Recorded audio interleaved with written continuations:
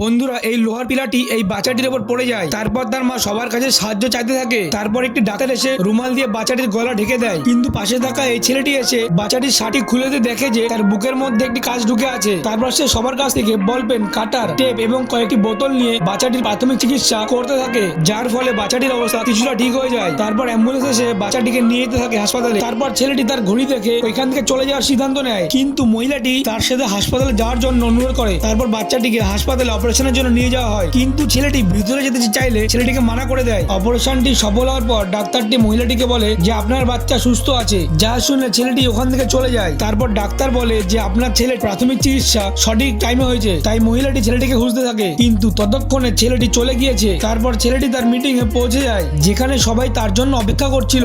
আসলে এই ছেলেটি একজন অনেক বড় ডাক্তার। বন্ধুরা, পার্ট 2 দেখার জন্য এই ভিডিওতে লাইক করে চ্যানেলটি সাবস্ক্রাইব করুন।